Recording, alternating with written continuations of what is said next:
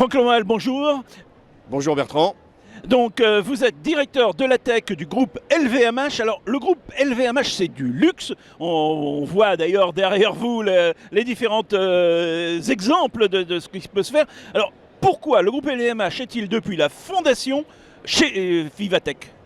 Alors merci, très bonne question. Donc vous savez que c'est avec plaisir qu'on célèbre notre 9e anniversaire puisque en fait on fait partie des fondateurs de Vivatech et donc bienvenue sur notre stand LVMH qu'on appelle Dreamscape. Parce que pour nous, c'est d'ailleurs un peu les raisons pour lesquelles on s'est lancé dans cette aventure Vivatech. C'est le lieu où va se confronter l'innovation, et désormais on parle de plus en plus d'innovation par la technologie, avec ce qui font les caractéristiques du groupe LVMH, l'héritage, l'authenticité, le luxe, voilà, le savoir-faire, l'artisanat, la création, et ça nous a paru être une belle synthèse de la modernité et de l'innovation technologique au service de l'expérience, au service du luxe, au service de l'artisanat et du savoir-faire français. Concrètement, ça devient quoi une start-up qui travaille avec LVMH ? Parce que bon, c'est un peu toujours le même problème avec les grands groupes, on va faire un contrat qui va mettre 2 ans à être négocié. Bref, la start-up elle est morte avant la fin, quoi. Pas du tout, Bertrand. La start-up chez nous, elle n'est pas morte avant la fin. D'abord, on a un incubateur chez LVMH qui s'appelle la Maison des Startups, donc qui est une entité qui est extrêmement importante parce que c'est une entité qui va accompagner les startups. Voilà. Et d'ailleurs, depuis quelques temps, on est en train un peu de changer notre concept. Juste quand même pour vous donner quelques chiffres. Depuis que la Maison des Startups existe, depuis que Vivatech existe, on a à peu près reçu 8000 candidatures de startups. On a à peu près eu 1000 cas d'usage, 1000 collaborations entre des startups, et bien sûr on a des startups effectivement qui sont très successful.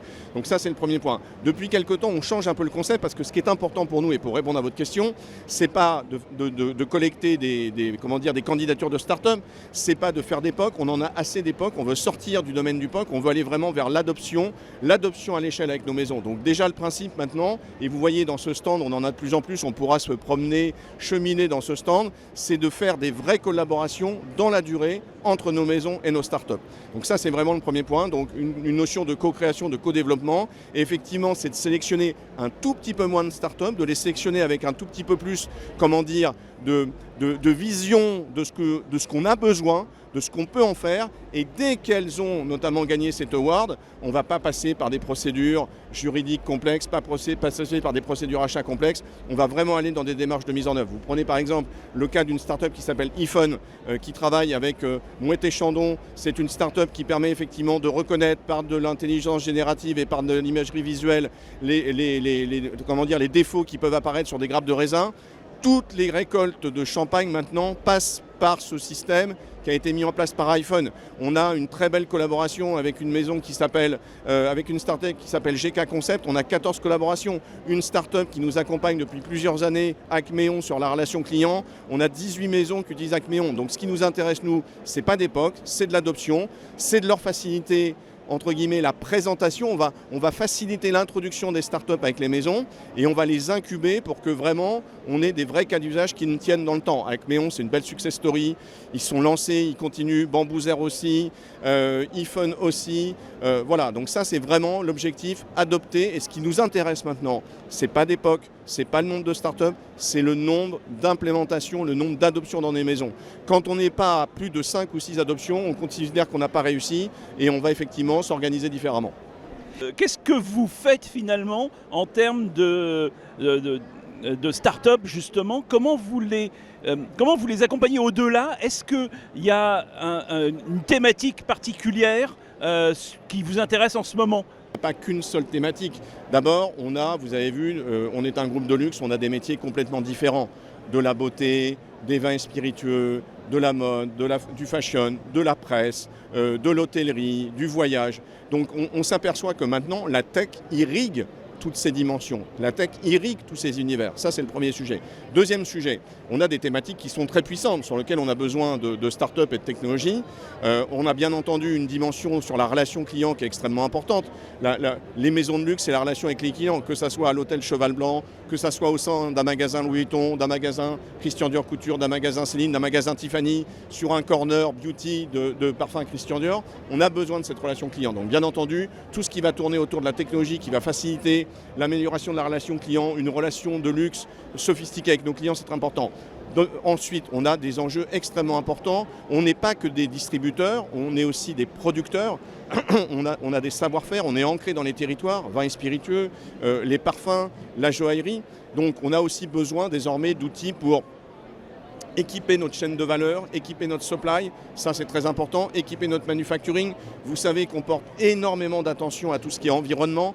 Donc on a de belles startups avec nos maisons de vins et spiritueux sur la partie agritech. Donc la tech maintenant est partout, la data est partout.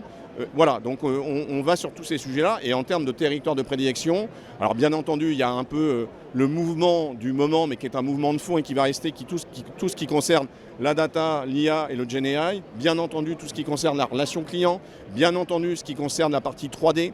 On investit toujours beaucoup dans les produits en 3D, le concept de digital twin. On voit de plus en plus d'ailleurs de passerelles entre le concept 3D et la partie GenAI. Tout ce qui est autour de l'environnement, tout ce qui est autour de la performance du manufacturing, tout ce qui est autour de la mise à disposition de moyens pour augmenter nos employés, ça ce sont nos thématiques et on travaille là-dessus. Et alors, pardon, et on travaille d'une façon de plus en plus intégrée parce que les startups c'est bien mais ça ne suffit pas. En fait ce qu'on vise nous c'est un processus de co-création, de collaboration et de co-développement, j'aurais tendance à dire avec 3 grands ensembles. 1, nos maisons, nos équipes internes. 2, effectivement des startups sur un certain nombre de sujets précis. Et 3, nos big tech. Parce qu'en fait, on s'aperçoit que si on veut faire de la tech à l'échelle, de la tech à scale, c'est la combinaison de ces 3 éléments qui va faire la magie et qui va faire la puissance. Donc c'est comment on va sur des processus transverses avec nos équipes, avec nos startups, avec nos big tech, un peu de Microsoft, pas mal de Google Cloud, un peu de Salesforce, du Cegid, de l'Alibaba Cloud en Chine, etc., etc. On va créer un ensemble de technologies qui vont permettre effectivement à nos maisons, quel que soit l'univers sur lequel elles interviennent, d'interagir avec de la tech pour être augmentées, amplifiées et d'être beaucoup plus performantes. Tout ça devait rester discret. Mais c'est pas un peu vexant pour les équipes ou pour le DSI Group ? Non, pas du tout, parce que je pense que en fait, quand on intègre le groupe LVMH, il faut savoir qu'on n'intègre pas une société qui va faire de la tech pour de la tech. Il faut savoir qu'on intègre un groupe d'entrepreneurs, on intègre des maisons qui ont un héritage, une histoire extrêmement puissante. Et avant tout, on se met dans une démarche intellectuelle où, bien entendu, ce qu'on fait est important, ce qu'on fait est considéré, ce qu'on fait est reconnu, mais au service de cette image, au service de cette histoire, au service des savoir-faire traditionnels, d'accord ? Et voilà, et donc en fait, je pense que tout le monde l'intègre. Et donc c'est pour ça qu'on est assez fiers d'avoir inventé ce mot de Quiet Tech, parce qu'au niveau du groupe LVMH, on fait de plus en plus de tech. La tech est partout, comme je vous l'ai expliqué, mais on veut qu'elle soit la plus discrète possible, on veut qu'elle soit la plus efficace possible, on veut qu'elle soit la plus, entre guillemets, invisible possible, au service de nos employés, au service de nos savoir-faire, au service de nos métiers, mais on est très fiers de faire une tech performante qui ne se voit pas. Quand vous allez dans un magasin Vuitton, vous ne voyez plus des grands murs d'images avec des fichiers 3D qui ne marchent pas de temps en temps. Par contre, tous les vendeurs sont équipés d'un iPhone. Sur cet iPhone, ils ont tous les moyens possibles pour interagir avec leurs clients, avant, pendant, après. Ils peuvent faire du paiement sans contact, ils peuvent localiser un produit dans le magasin, tout ça, il y a de la tech. Ils peuvent faire un inventaire avec du RFID, tout ça, c'est de la tech.